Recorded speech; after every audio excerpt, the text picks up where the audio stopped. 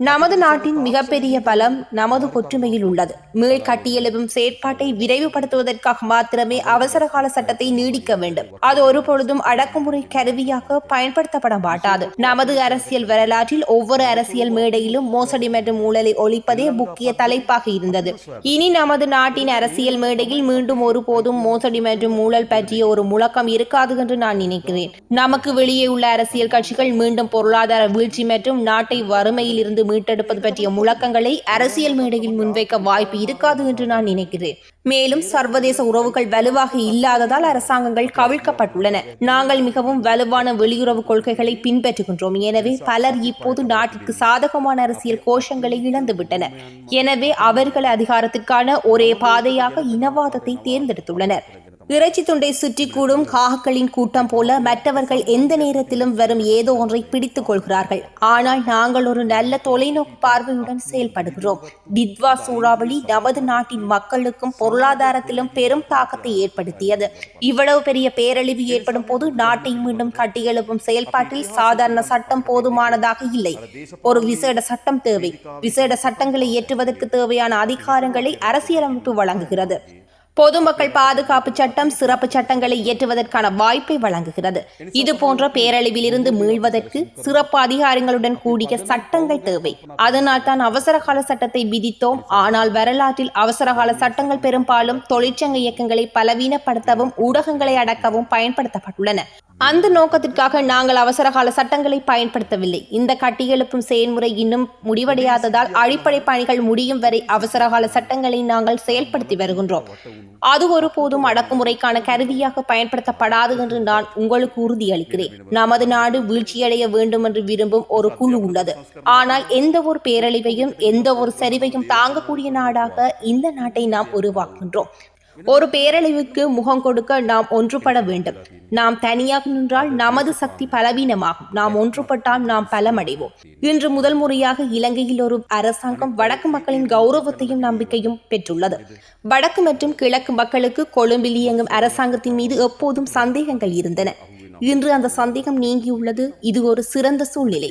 வடக்கில் இனவாத அரசியல் இயக்கங்களின் இருப்பு நின்றுவிட்டது.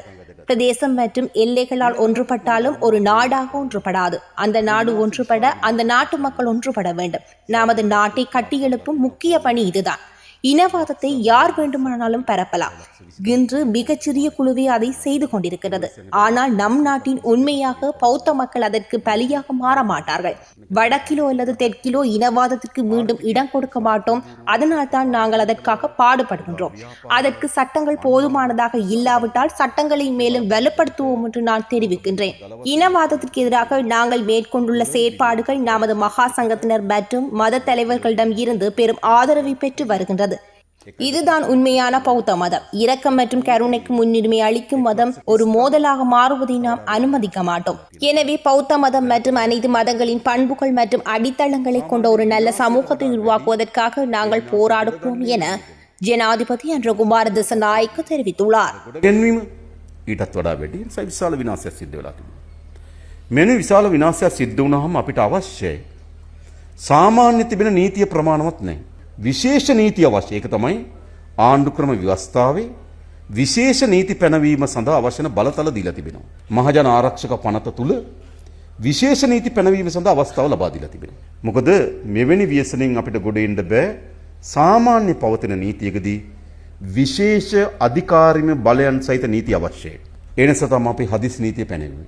නමුත් ඉතිහාසයේ හැම වෙලාවම හදිසි නීතිය වැඩිපුර උපයෝග කරගත්තේ මොකටද? ජනතාවගේ වෘත්ති සමිති ක්‍රියාමාර්ග අඩපණ කරන්න. එහෙම නැත්නම් මාධ්‍ය මර්ධනය කරන්න, මාධ්‍යට නිසි බලධාරියෝ දාන්න, පත්තරේ ලියන ලිපිය ඉස්සලා බලධාරියට දාන්න ඕනේ. ඉතින් බලධාරියා කපලා තමයි පත්තරේ ලිපිය දැම්මේ. මේ ඉතිහාසෙත් තිබුණා. අපි හදිසි නීතිය වෙනුවෙන් උපයෝග කරගන්නේ. තාමත් අපිට මේ ගොඩනැන්වීමේ ක්‍රියාවලිය අවසන් කරලා නැති නිසා මම කියන්නේ මුළුමනින්ම අවසන් වෙනකම් අපිට හදිසි නීතිය අවශ්‍යද? නමුත් මූලික දේවල් ටිකක් තියෙනවා. මේ මූලික දේවල් සම්පූර්ණ කරගන්න තෙක් අපි හදිසි නීතිය ක්‍රියාත්මක කරනවා. හැබැයි ඒ වගේම අපේ හාමුදුරන් වහන්සේලා අපි මේ ජනතාව ඉදිරියේ පොරොන්දු වෙනවා. ඒ කිසිසේත්ම මර්ධන අවියක් හැටියට උපයෝග කරගන්නේ නැහැ. අපිට අවශ්‍ය සමහර ඒවා වේගයෙන් මිලදී ගන්න. පවතින මිලදී ගැනීමේ ක්‍රමයන්ට හදිසි ක්‍රමයක් අපිට අවශ්‍යයි. ඒකට මේ නීතිය ඕන. අපිට සමහර ප්‍රසම්පාදන ක්‍රියාවලියලා කොන්තරම් පිරිනමන්න ගියත් ලොකු කාලයක් යනවා. හැබැයි එහෙම කාලයක් ගත කරන්න බෑ සාමාන්‍ය නීති යටතේ. ඒ නිසා අපිට හදිසි නීතියක් අවශ්‍යයි. ඒ නිසා හදිසි තත්වයන් නේද ප්‍රසම්පාදන ක්‍රියාවලිය වේගවත් කරන්න, මිලදී ගැනීමේ ක්‍රියාවලිය වේගවත් කරන්න, සමහර ඉඩම් අත්පත් කර ගැනීමේ ක්‍රියාවලිය වේගවත් කරන්න, අපේ රාජ්‍ය නිලධාරීන්ට අවශ්‍ය වෙන රැකවරණ දෙන්න, වට ආරක්ෂාව දෙන්න ඕන. ඒ ආරක්ෂාව දෙන්න සාමාන්‍ය නීතිය යටතේ ගියොත් සාමාන්‍ය ක්‍රියාකලාපය හැබැයි දැන් අපිට විශේෂ නීතියක් අවශ්‍යයි. ඒ විශේෂ නීතියෙන් අපි රාජ්‍ය නිලධාරීන්ට ආරක්ෂාව ලබා දෙනවා. ඒ නිසා තමයි අපි හදිසි නීතිය නැවත මාසකින් දීර්ඝ කරන්න කල්පනා කරලා අපි මාස කිහිපයක් දීර්ඝ කරනවා. දීර්ඝ කරලා අපි මොකද්ද කරන්නේ?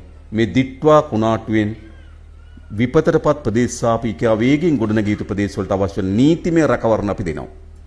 එමෙත කිසිසේත්ම අපි ඒක මර්ධනීය උපකරණයකට පාවිච්චි කරන්නේ නැහැ. ඊළඟ විශේෂයෙන් ගත්තොත් අපේ අපේක්ෂාව මොකද්ද? මොකද්ද අපිට කරන්න තියෙන්නේ? එයි අපේ ආණ්ඩුවක් ගොඩනගාගෙන මේ රටේ ජනතාව අපේක්ෂා කරේ.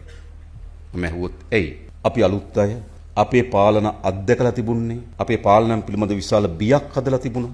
දීපල තියනගේ දීපල පවරගනි. රාජ්‍ය සේවය මුළුමනින්ම බිඳවට්ටලා ඒගොල්ලන්ගේ යදාගනි. ව්‍යාපාර තියනවනේ ඒවා පවරගනි. මොකද්ද මහා විකාර කතාවක් කිව්වනේ. සමහර අය ඇත්තටම හිතුවා එහෙම වෙයිද දන්නෙත් නැහැ කියලා. හිතපුවා හිටියේ.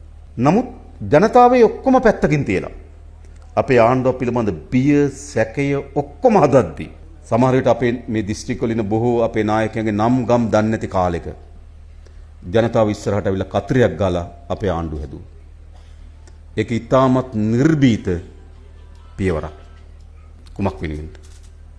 මේ රට ගොඩනගන්න. හැම ජනතාවගේ අපේක්ෂාවක් තිබුණා මොකද්ද? තමන් ඉන්න ජීවිතේ වඩා හොඳ ජීවිතයක් උරුම කරගන්න.